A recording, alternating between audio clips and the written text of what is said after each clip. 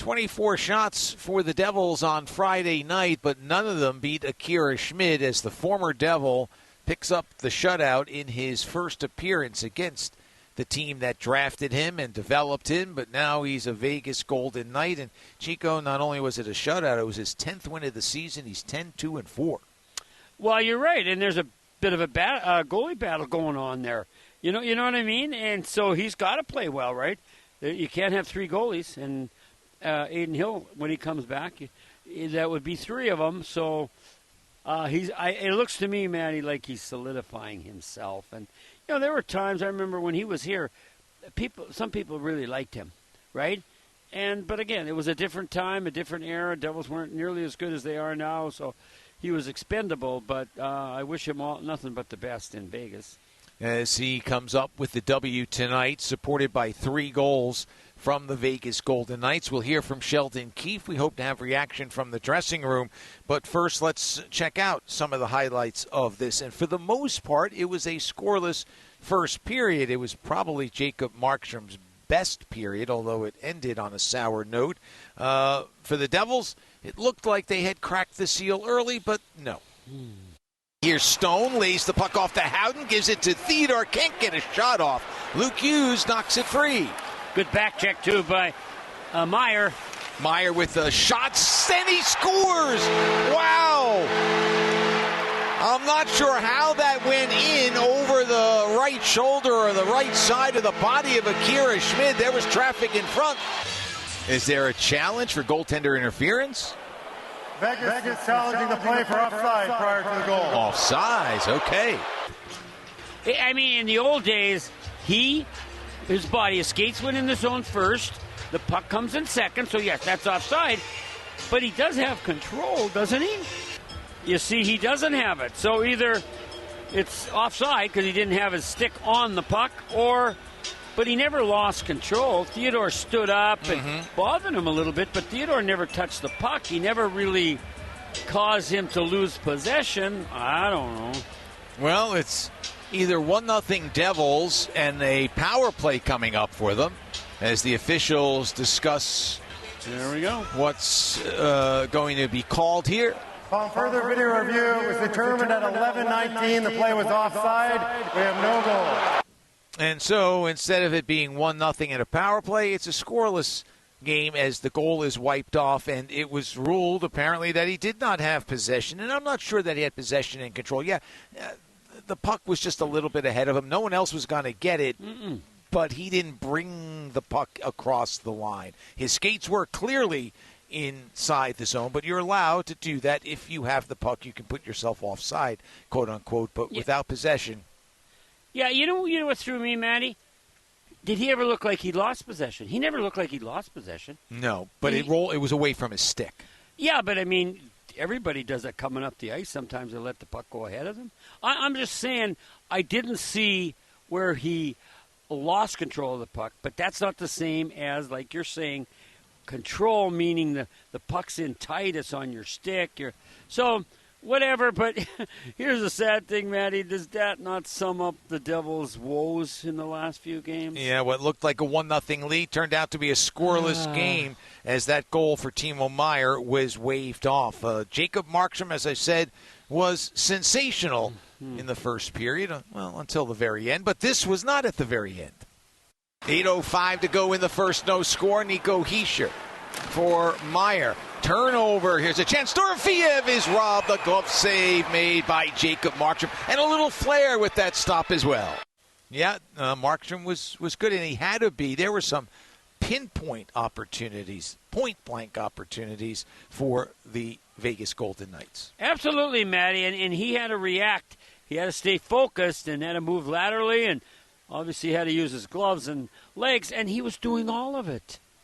I thought this guy's on his game tonight. Yeah, Dorofeev had a goal waved off, and that was a lot clearer and a lot more obvious than Timo Meyer's offside. It was a high stick, and that stick was way over his shoulder as he deflected it past Markstrom later in the period. So it was still scoreless. And for the Devils, yeah, you would have liked more. They only had, 5 shots in the first period. But importantly, till this point, they had kept Vegas off the board. Unfortunately, Vegas, with time still left, saw the puck on Shea Theodore's stick, and, well, the Devils were down. Theodore with a shot that goes wide. Now out high, it's Eichel with it. Eichel for Theodore, right wing circle with a shot, they score! Beat Jacob Markstrom, I think, between the body and the right arm, and it's 1-0. And that's the one area, through you say a goalie really doesn't have much excuse for. Around you, yes, but through you, no. And they're human. Why did he open up like that? That's a great question, and only he would know, and I don't know if he would answer it. But one thing, it's a right-handed shot. Theodore, he's just inside the circle, but it's not a dangerous shot from all the other ones that Markey faced in the first period. But that one snuck in, and I don't have an answer why. Yeah, for Theodore, his fourth of the season at 19:47. Jack Eichel and Noah Hannafin picking up the assist. And, we pretty much have to call that the play of the game, brought to you by Prudential, the Devils' official financial services partner, because the way the offense has not gone for the Devils, even though they played a very strong second period, being down 1-0 changes the tenor of the game, and then you start to tighten up just a little bit. Well, I at that point, Matty, I thought, oh, that's not good, but I did not think that was going to turn out to be the winning goal. No way. Yeah, early in the period, the second period, Nico Hischier was stopped by Schmid. Later on, Shimon Nemitz had an opportunity, might have rushed the shot from the high slot a little bit, big slap shot that went wide. And then it was Cody Glass's chance. Here is Gritsuk. Centers, and Glass is stopped on a glove save by Schmid. So you can't say the Devils didn't have chances. No, and that was a good one, right in the slot. It was off the ice. It was going up high, but that glove of both goalies was pretty strong in the first couple periods. Jesper Bratt thinks it'll break open shortly for him, but he's now gone 14 games without a goal. Ooh. He did have a chance late in the period. Devils down 1-0. Here's Barbashev at center ice. His pass poked away by the Devils captain. Gets the pass back from Meyer. Gives it to Pratt with a shot. Save. The rebound is sent wide by the captain. Now Hamilton with a blast that deflects wide. Well, reunited, and it feels so good. Would have felt better yes, had they scored. Bratt, who started on the second line tonight, got moved up for a short period of time there with Hischier and Meyer, and it almost paid dividends. Well, if he had scored, Matt, they weren't going to touch that line. No. And I don't know why they did. I mean, the coaches are as mystified as the fans, as us. They're trying to shake something loose. That's the bottom line. And at that juncture, I thought, well, maybe this is going to be it. Bratt's going to... No, he didn't. Yeah, he did not. And so the drought goes on. Into the third period we would go. And I would say the second, because they didn't give up a goal, though they didn't score, as, looked at versus the first period, was probably the Devils' best period. They outshot Vegas 11-7, kept it at 1-0. But you can only build off holding a team at bay so much, right? You only get so much good feeling out of that. Yeah, I mean, maybe if you're playing like a lower-end team, maybe you can. But, I mean, the Golden Knights, Matty, they're not just an average team. They, with their three lines and their defense, and now with the goaltending they're getting, they're up near the top. And so the Devils were playing a very good game against a top team, looking like, okay, if they can just find a way to get a puck in the net, this thing could go their way. But that was the key. Yeah, and unfortunately, they weren't able to do that. They did have two power play chances in the third period before Vegas would get a chance at a power play. Brandon Saad was called for a trip at 2:12 or 2:16. Devils had one shot on goal on that one. Hannafin was called for a delay of game at 12:06. It's still only 1-0, but the Devils not able to score there either.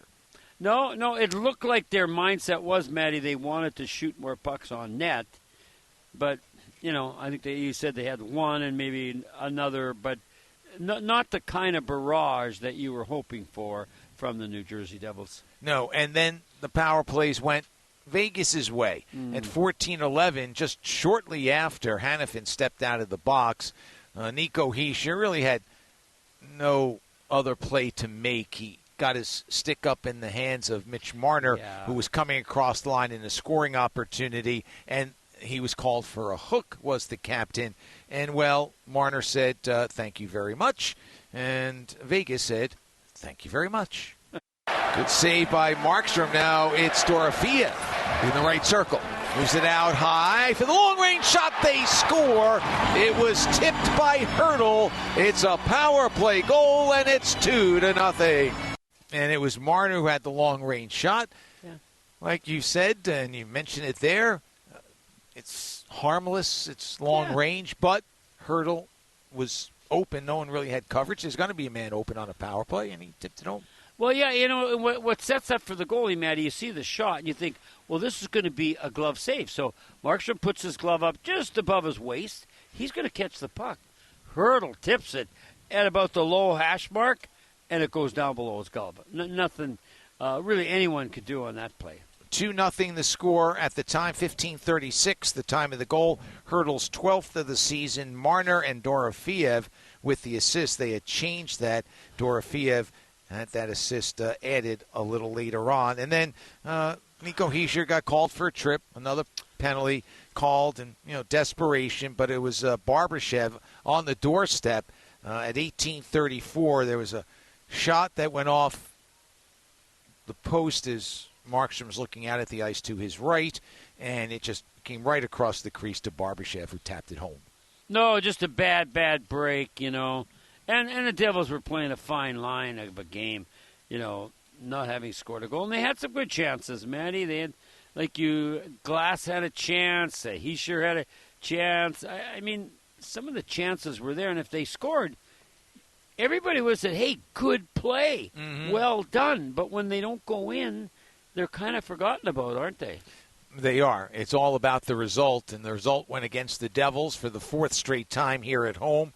They lose their fourth in a row. They're now 16-11-1, and they get ready for Boston tomorrow. Boston resting, and it looked earlier in the season like, Boston finally the chickens were coming home to roost. It was time for all sorts of rebuild to go on. Oh, but lo and behold, the Bruins have found a little pixie dust, and Boston will enter tomorrow night second in the Atlantic Division with 32 points. Well, we're talking about Devils not scoring. The one thing, not just geeky, but they got Pastrnak. They've got a pretty balanced scoring team. Not great, but as we look at the league, Matty, it's not like you're going to have – most teams aren't going to have a team that's just going to win games time after time by outscoring the other opponent, but you've still got to get to 3. That's the old adage. You get to 3 or more, you're going to win, and if you don't get to 3 – chances are you're probably going to lose unless you get lucky on a shootout or something. And the Devils haven't had that work their way. Looking at some numbers from the loss on Friday night, the Devils with 24 shots on goal, 5 from Dougie Hamilton, 8 were blocked. 8 shots blocked by Vegas alone on Dougie Hamilton. They had 23 blocks as a team against the Devils. 4 shots for Nico Hischier. 4 shots for Dawson Mercer.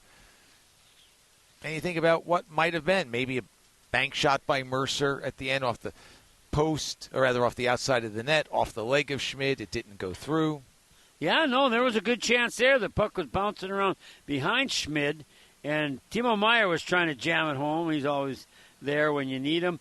But he couldn't find it, and Schmid kind of moved his legs where he pulled the puck under his legs, and the whistle went. So, again, no break for the Devils. No, as they lose by a score of 3-0 from the Vegas side. They had 27 shots, 4 from Shea Theodore, including the only goal they would need. 3 from Jack Eichel, and 3 from Tomas Hurdle and Ivan Barbashev, who scored the last 2 goals of the night for Vegas, who are on to Madison Square Garden Sunday night.